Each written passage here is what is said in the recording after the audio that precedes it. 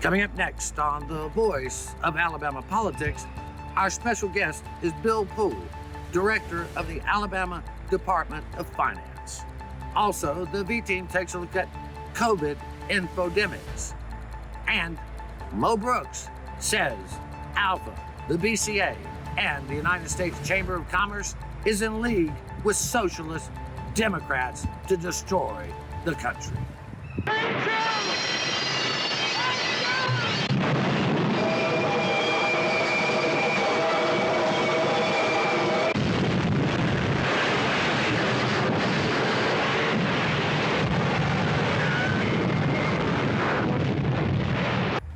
How do you stop a crazy train like this? Votes. All this and much, much more coming up next on The V.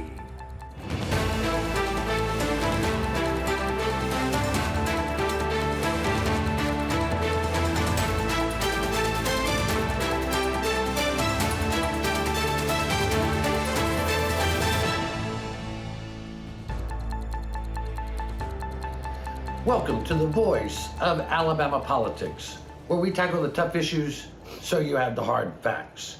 I'm your host, Bill Britt, and today I'm joined by Susan Britt, research guru extraordinaire. Hello.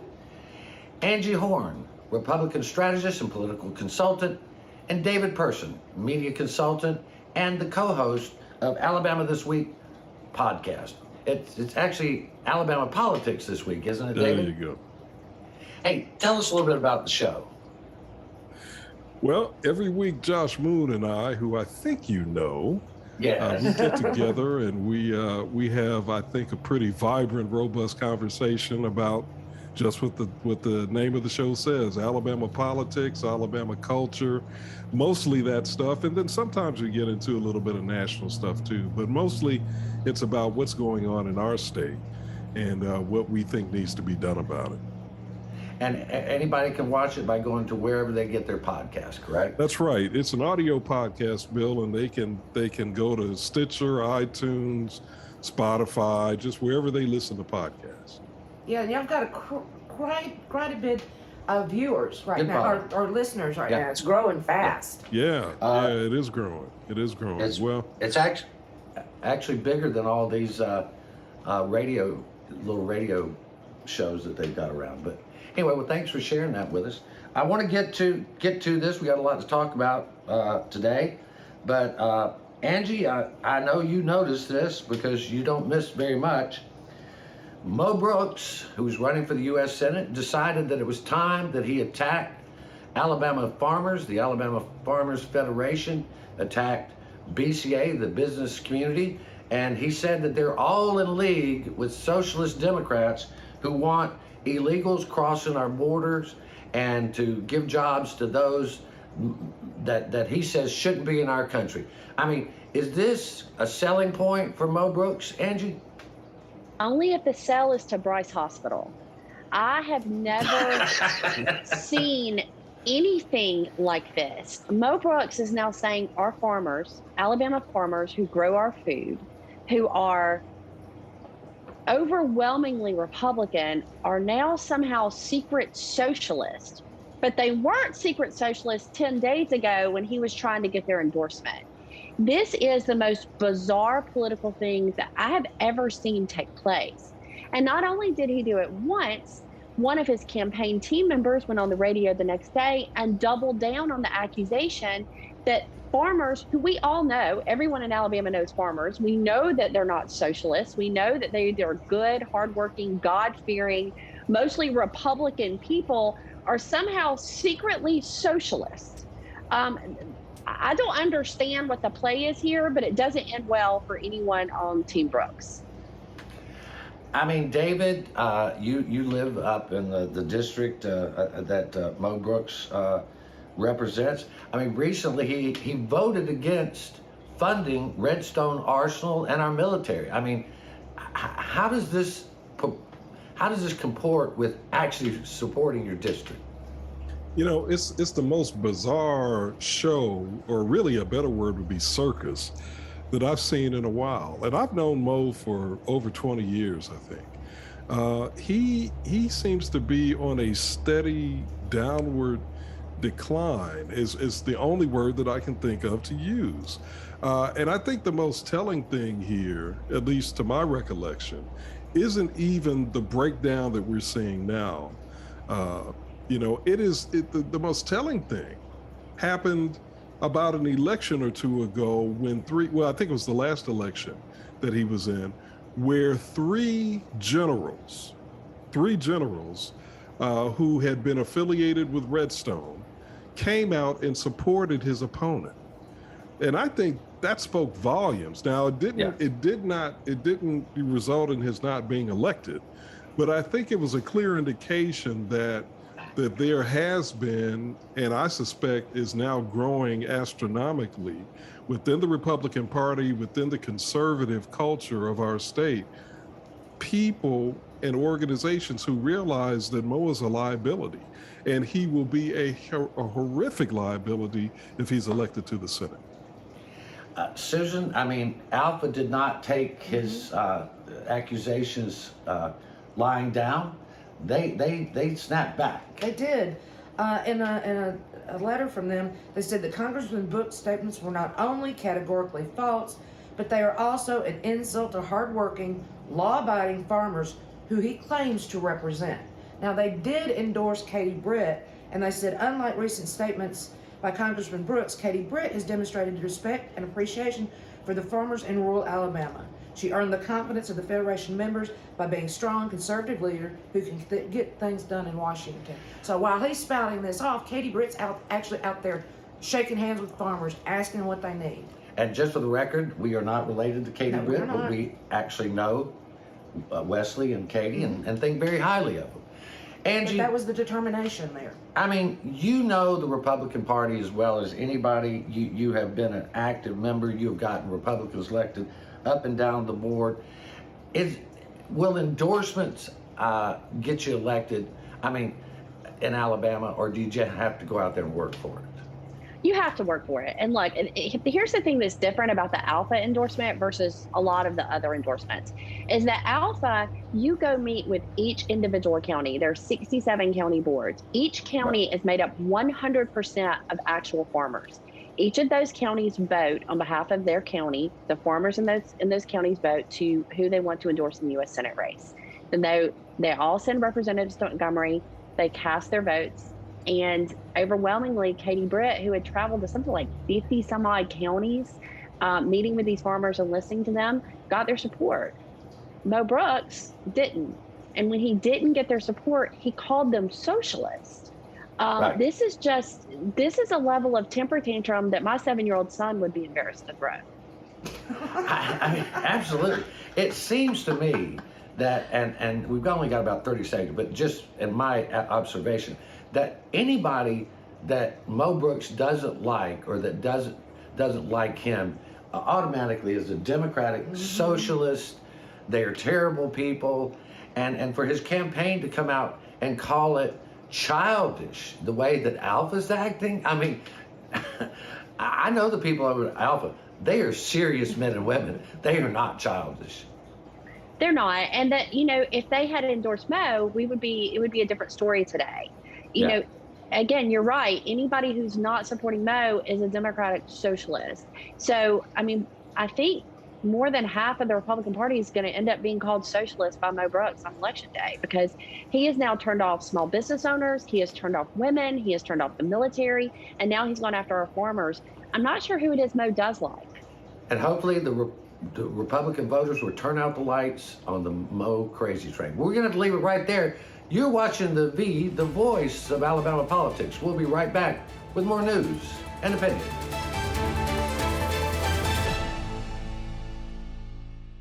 Whether I am in Margaritaville enjoying a cheeseburger in paradise or cruising around on the Gulf of Mexico, I always make sure to vote. I am Jimmy Buffett, and I want to encourage you, too, to become a registered voter and to obtain a photo ID so you can have your voice heard and your vote count just like me. It is 5 o'clock somewhere, but fortunately, you have from 7 a.m. to 7 p.m. to get to the polls and exercise your right to vote. Keep making a difference for Alabama.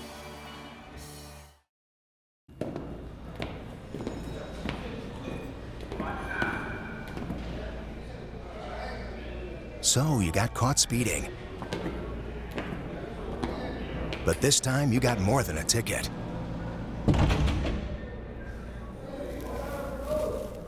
What are you in for? Vehicular homicide. Stop speeding before speeding stops you. Drive safe, Alabama. A message from your Alabama Department of Transportation. Welcome back to the voice of Alabama politics. Our special guest today is Bill Poole, Director of the Alabama Department of Finance. Director Poole, welcome. Thank you for having me. Good morning. Good morning. We have seen you wear many, many important hats for the state. This is just another in the long line of your service. You probably know more about the Alabama state budget than anybody I know. As the chairman of the House Budget, one of the committees there. In this new role, you have a different perspective, but given your history of understanding how it works with the legislative process, can you give our viewers an idea of how things are going to move along as we move into the upcoming session, and how the budget is so important to everything that happens in Alabama? Well, I can. So as it relates to the timing of budgets in Alabama, we've just crossed a critical point in time. So our fiscal year concluded at the end of September, and so we have just begun a new fiscal year in the state of Alabama. So what is occurring right now is we're gathering the data, closing the books on the prior fiscal year, and undertaking the analysis of, okay, how did the state perform? What can we learn from the performance of the prior year so that we can plan forward and anticipate and estimate as we prepare the next fiscal year's budget, which is based on projections. So we need to know as much as we can learn from the prior year's performance.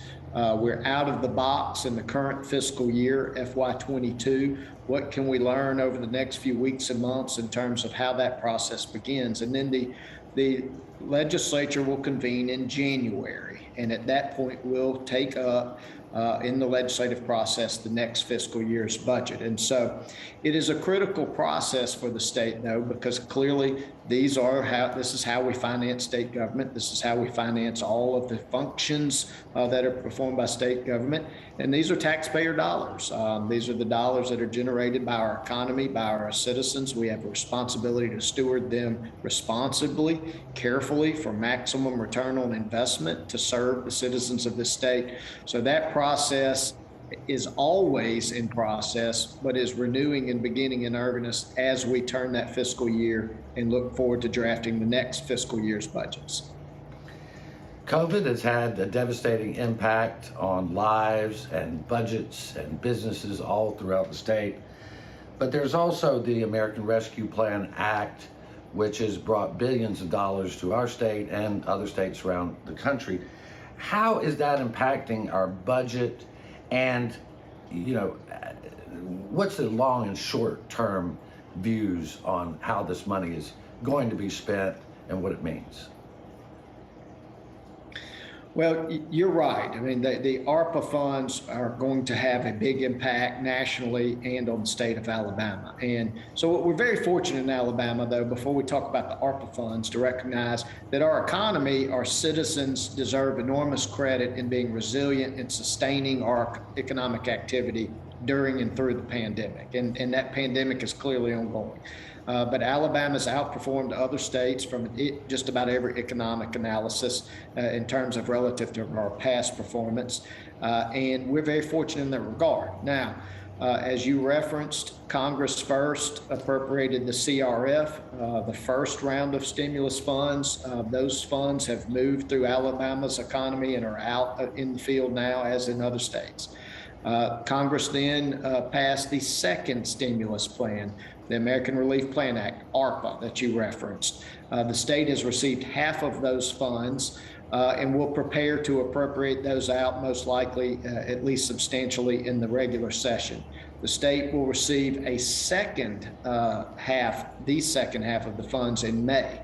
So the funds are coming in two components. But what we clearly can discern is the federal funds are having an impact and are inflating to some extent our economic numbers. And as a consequence, they're going to inflate and are inflating our revenues into the state right now. So what we're going to see as we concluded the last fiscal year and entered the next is a very substantial increases in state revenue generated. But what we also know is these are historical anomaly type numbers. And so what we're going to need to do is be very methodical, think about our taxpayers and our citizens as we think about, okay, what is the best way we can utilize these funds? But we also have to recognize our revenues are going to return to normal cycle levels in the out years. So we do not need to set our state in a position that we're going to have a fiscal problem and perpetuate that problem a few years from now,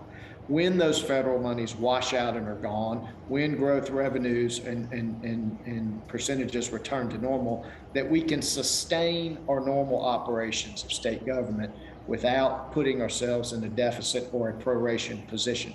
Those are lessons of the past. We've learned those lessons the hard way.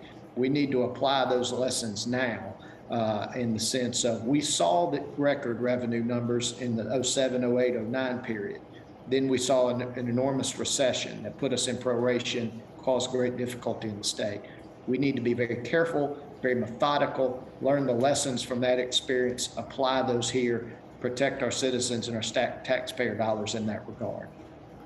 We've got a little over a minute left, but you hit on a very important point, I think, and that is that Alabama has done very well despite the pandemic. Alabama has, and I've told people, I think it is remarkable how Alabama has performed from an economic standpoint, as well as many other viewpoints through this pandemic. And I give Governor Ivey great congratulations for that and great credit for that. I give the legislative leadership who have passed conservative budgets, who have created rainy day accounts, who have really stewarded and really the entire legislature that has passed bipartisan budgets in recent years to place us on solid fiscal ground that paid dividends as we entered the pandemic, paying dividends as we navigate it and hopefully exit the pandemic. But most importantly, the citizens who maintain work, who maintain businesses. It's been a difficult time for a lot of people, families, children's out of school. There have been so many difficulties. A lot of those difficulties continue, but we have performed, I think, as a state remarkably well on virtually every level under the circumstances. And I think we should all, as citizens of our state, be proud of that. Well, I would agree. And I thank you so much for joining us today. And we wish you all the success in the world in your new position. We know that you will work hard. So thank you very much. Please come back soon. I will. Thank you very much. Have a good day. Our special guest has been Bill Poole, Director of the Department of Finance for the state of Alabama. We'll be right back.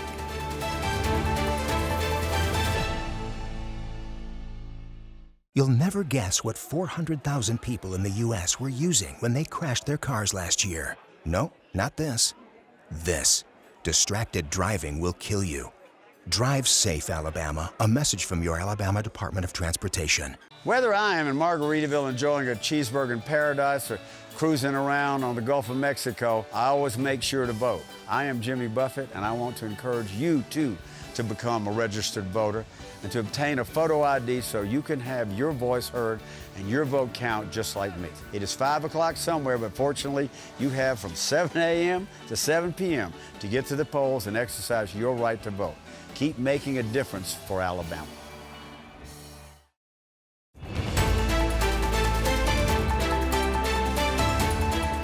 Welcome back to the voice of Alabama politics. In the bizarro world of alternative facts, a group of doctors called Concerned Doctors, along with the Alabama Policy Institute, recently sent a letter to Governor Kay Ivey in which they said that she should make legislation that would have doctors prescribe medication that is not for COVID-19. And it's the the horse and bovine dewormer and other unproven medication. And they claim that these are working when all the science says it's not. Doctors at UAB have been calling this an infodemic, where people are getting all this false information about medications when there's a vaccine out there. I agree. I mean, it's also proven that this Intervictin is sending people to, poison control, because this is not designed for people, it's designed for animals. You get these meds from your vet, not your regular medical doctor. So, I mean, I don't know what the effort here is, but it's not a good one. I think that these doctors should be really looked into about how they are treating their patients, maybe from a board level. I mean, David, these folks, some of them, we've found out the Frontline Doctors, America's Frontline Doctors, this association has been made about $15 million selling consulting fees and ineffective COVID treatments. I mean, I don't know why else they would be in it. Yeah, it's definitely a Hippocratic oath violation, but even more than that, it's an incredible abuse of a constituency that is already vulnerable, because we're talking about, I think in a lot of cases, people that are in states where the comorbidity rates are high. And so the last thing they need is this horrific misinformation that already is compounded by the fact, I think, that many don't wear masks, many are not practicing social distancing, and of course haven't been vaccinated. So it's a major problem, and I think it's prosecutable. I don't know if it'll ever come to that. Maybe they need to be sued in civil court, but I think it's prosecutable, because what they're doing is beyond just, we've got this controversy right now with the NBA, and we've got some players who are saying they don't want to be vaccinated. Well, it's one thing to say you don't want to be vaccinated, even though I don't endorse that. I'm vaccinated. But it's another thing to actually push, solutions, clinical medical solutions that are dangerous to the human body. I mean, Angie, Governor Ivey rejected it. What are we dealing with here? I don't understand why this is going on. And where's the Department of Medical Examiners? Well, this is pure attention seeking. That's all this is. These are people who want their name in the paper, and it worked. But here's the thing. I'm a Republican. I'm a conservative Republican. I believe that your relationship should be between you and your doctor, which is why I was against Obamacare. I don't believe that politicians should be in the middle of this. And Ivey is a politician. If these people want to listen to their personal doctors who are on this movement and take medicine from the Tractor Supply, fine. That's between them and their doctor. But it has nothing to do with politicians. And so when doctors start reaching out to politicians for headlines, I think we have a much bigger problem with what their message is. I think we have a problem. You have attention-seeking doctors. Listen, we had a doctor in the governor's office one time. Didn't work out for anybody, okay? That would have been a different story had this been when we had a physician in the governor's office. We don't. There was no reason for them to write this letter. If they want to prescribe this to their patient, feel free. No one's stopping them. This is nothing more than absolute attention seeking and headline seeking. Well, they got it, and it went viral, and hundreds of thousands of people got very upset about it. But we need to move on.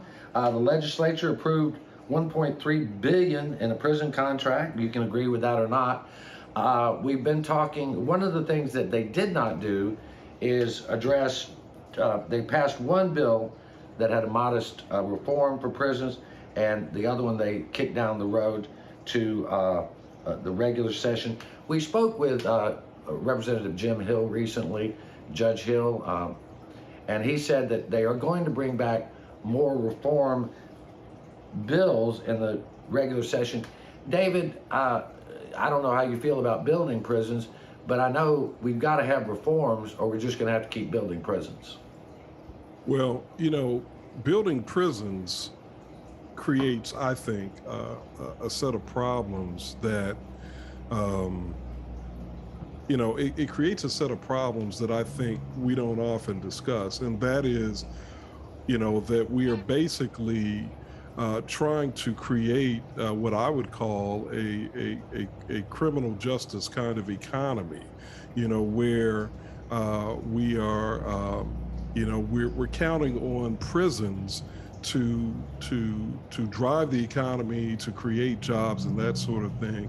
So as a general rule, I would say that should not be our first go-to. Now, in Alabama specifically, I understand that there are prison buildings that need to be redone or eliminated, replaced because they're broken down and they're inefficient and all of that. So, there's room for that solution in our state, but it doesn't solve the pressing issues that the Justice Department has continued to raise with us. We've got prisoners who are drug addicts, not just because they went in as drug addicts, but because of the flow of drugs in the prison. We've got prisoners who are subject to violence and sexual abuse because of the inadequate staffing of prisons, and also because of the culture of prisons. There are issues that have to be addressed that simply replacing buildings is not going to address. And I think, that's what you're suggesting when you talk about reform. We've got to have, whether we build prisons or not, and again, in Alabama, I think there's some room for that. But the deeper, more pressing issue is we've got to have reform of the prison culture and the business of prisons in our state. All right, well, Angie, you were filibustered on that one. We'll have to catch this up later. But I want to thank y'all for joining us. Because that was ridiculous. Ridiculous, all right, we're gonna have to leave it right there. You've been watching the voice of Alabama politics. You watch us because we watch them.